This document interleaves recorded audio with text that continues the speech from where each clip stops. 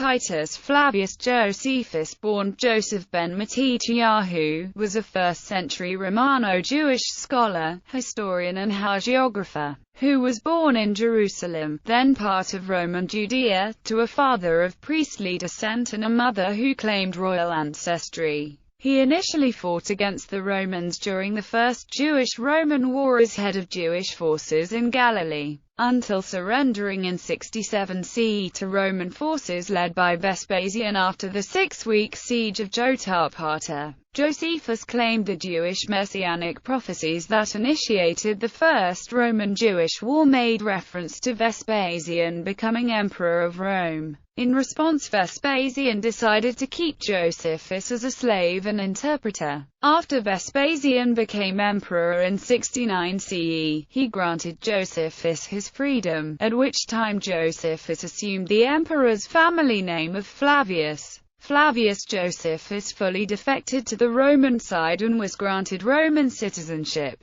He became an advisor and friend of Vespasian's son Titus, serving as his translator when Titus led the siege of Jerusalem, which resulted, when the Jewish revolt did not surrender, in the city's destruction and the looting and destruction of Herod's temple. Josephus recorded Jewish history, with special emphasis on the 1st century CE and the First Jewish-Roman War, including the siege of Masada. His most important works were The Jewish War and Antiquities of the Jews. The Jewish War recounts the Jewish revolt against Roman occupation. Antiquities of the Jews recounts the history of the world from a Jewish perspective for an ostensibly Roman audience. These works provide valuable insight into 1st-century Judaism and the background of early Christianity. Biography. Josephus introduces himself in Greek as Iosepos, son of Matthias, an ethnic Hebrew. He was the second-born son of Matthias.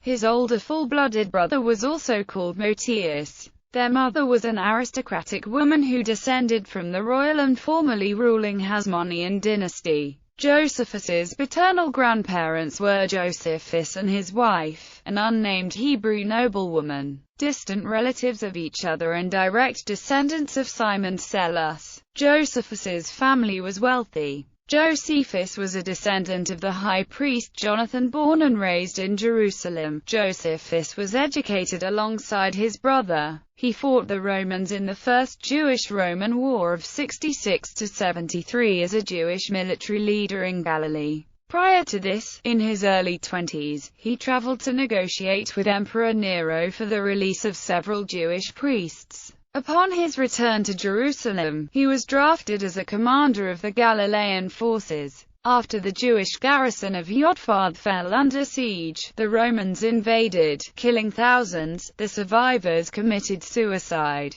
According to Josephus, he was trapped in a cave with 40 of his companions in July 67 CE. The Romans asked the group to surrender, but they refused. Josephus suggested a method of collective suicide. They drew lots and killed each other, one by one, counting to every third person. 2 men were left, who surrendered to the Roman forces and became prisoners. In 69 CE, Josephus was released. According to his account, he acted as a negotiator with the defenders during the siege of Jerusalem in 70 CE, in which his parents and first wife died. It was while being confined at Jotapata that Josephus claimed to have experienced a divine revelation that later led to his speech predicting Vespasian would become emperor. After the prediction came true, he was released by Vespasian, who considered his gift of prophecy to be divine. Josephus wrote that his revelation had taught him 3 things.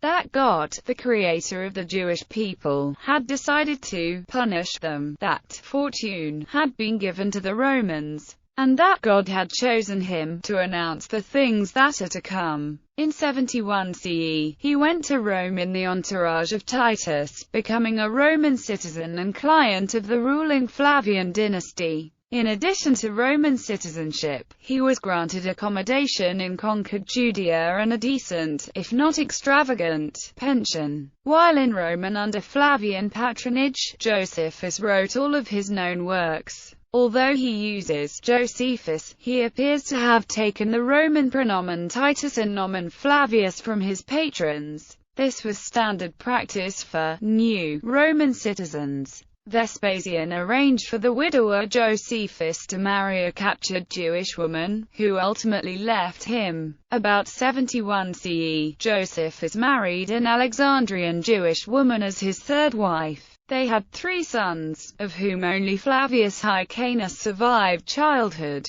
Josephus later divorced his third wife. Around 75 CE, he married his fourth wife, a Greek Jewish woman from Crete, who was a member of a distinguished family. They had a happy married life and 2 sons, Flavius Justus and Flavius Simonides Agrippa. Josephus's life story remains ambiguous. He was described by Harris in 1985 as a law-observant Jew who believed in the compatibility of Judaism and Greco-Roman thought, commonly referred to as Hellenistic Judaism. Before the 19th century, the scholar Nitzer Ben-Ari notes that his work was shunned like that of converts, then banned as those of a traitor, whose work was not to be studied or translated into Hebrew. His critics were never satisfied as to why he failed to commit suicide in Galilee and, after his capture, accepted the patronage of Romans. The historian E. Mary Smallwood writes, Josephus was conceited, not only about his own learning but also about the opinions held of him as commander both by the Galileans and by the Romans. He was guilty of shocking duplicity at Jotapata, saving himself by sacrifice of his companions. He was too naive to see how he stood condemned out of his own mouth for his conduct, and yet no words were too harsh when he was blackening his opponents, and after landing, however involuntarily, in the Roman camp,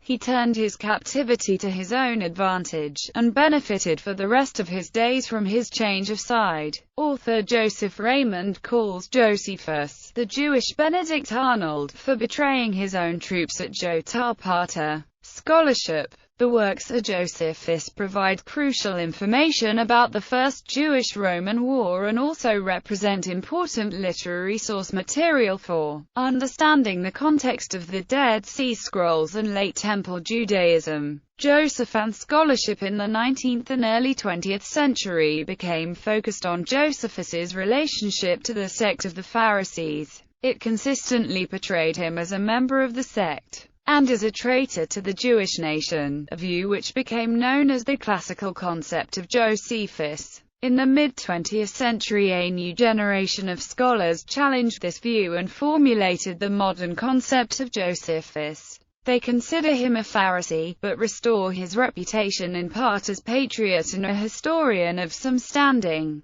In his 1991 book, Steve Mason argued that Josephus was not a Pharisee but an Orthodox aristocrat priest who became associated with the philosophical school of the Pharisees as a matter of deference, and not by willing association. The works of Josephus include material about individuals, groups, customs, and geographical places. Some of these, such as the city of Saron, receive no mention in the surviving texts of any other ancient authority. His writings provide a significant, extra-biblical account of the post-exilic period of the Maccabees, the Hasmonean dynasty, and the rise of Herod the Great. He refers to the Sadducees, Jewish high priests of the time, Pharisees and Essenes, the Herodian temple, Quirinius Ascensus and the Zealots, and to such figures as Pontius Pilate, Herod the Great, Agrippa I and Agrippa II, John the Baptist, James the brother of Jesus, and to Jesus.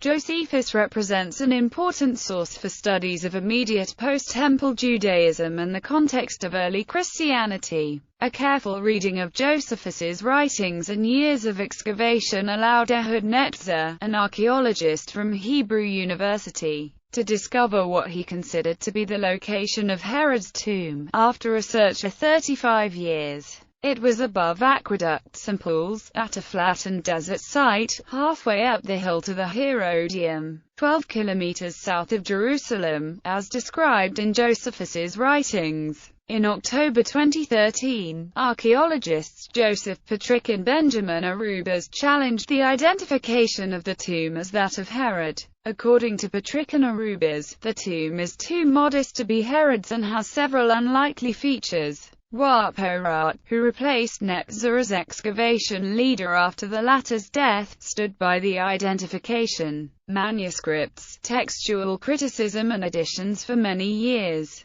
Printed editions of the works of Josephus appeared only in an imperfect Latin translation from the original Greek. Only in 1544 did the version of the standard Greek text become available, edited by the Dutch humanist Arnold Salinius. The first English translation, by Thomas Lodge, appeared in 1602, with subsequent editions appearing throughout the 17th century. The 1544 Greek edition formed the basis of the 1732 English translation by William Whiston, which achieved enormous popularity in the English-speaking world. It was often the book, after the Bible, that Christians most frequently owned. A cross-reference apparatus for Whiston's version of Josephus and the biblical canon also exists. Later editions of the Greek text include that of Benedict Nieser, who made a detailed examination of all the available manuscripts, mainly from France and Spain.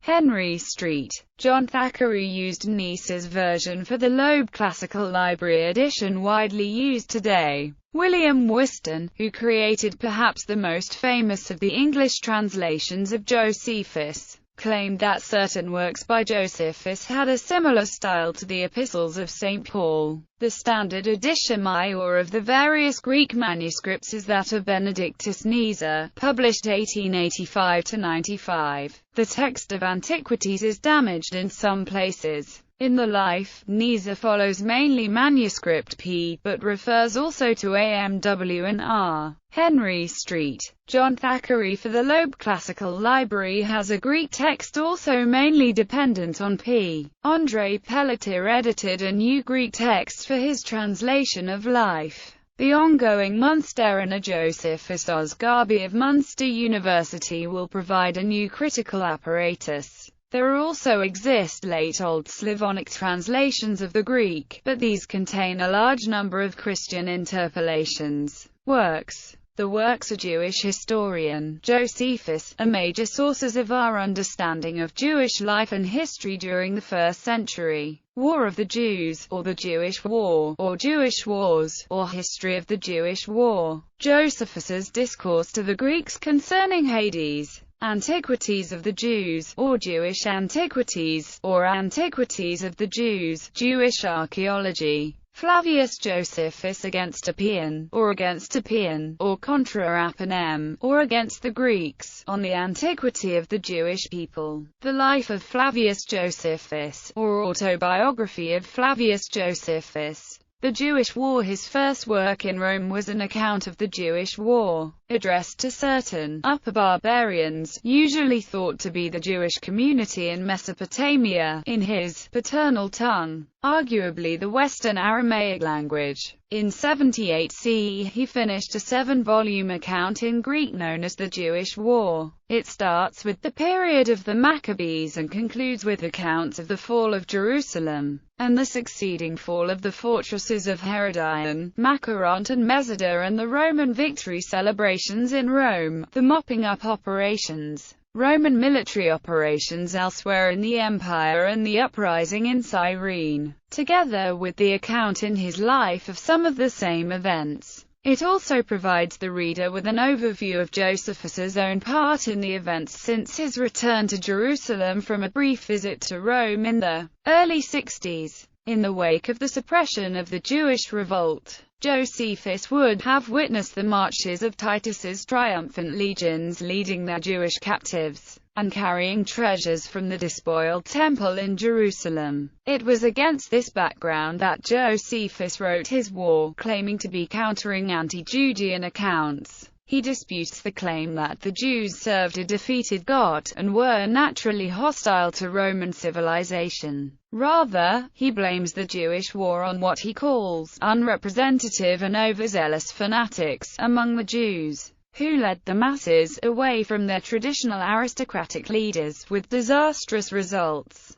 Josephus also blames some of the Roman governors of Judea, representing them as atypically corrupt and incompetent administrators. According to Josephus, the traditional Jew was, should be, and can be a loyal and peace-loving citizen. Jews can, and historically have, accepted Rome's hegemony precisely because their faith declares that God himself gives empires their power. Jewish Antiquities. The next work by Josephus is his 21-volume Antiquities of the Jews, completed during the last year of the reign of the Emperor Flavius Domitian. In expounding Jewish history, law and custom, he is entering into many philosophical debates current in Rome at that time. Again he offers an apologia for the antiquity and universal significance of the Jewish people. He outlines Jewish history beginning with the creation, as passed down through Jewish historical tradition. Abraham taught science to the Egyptians, who, in turn, taught the Greeks.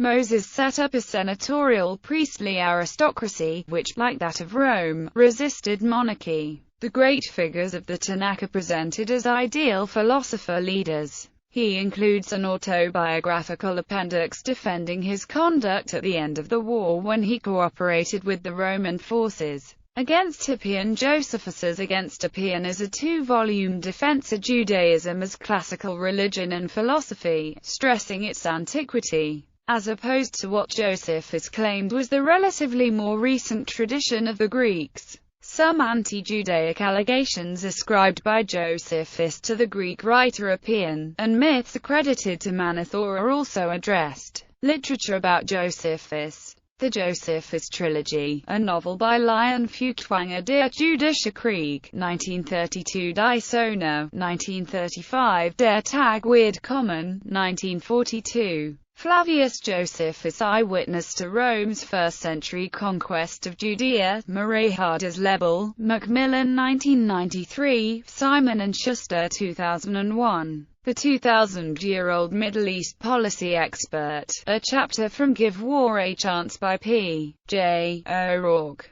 Josephus and the New Testament. 2nd edition, by Steve Mason, Hendrickson Publishers, 2003.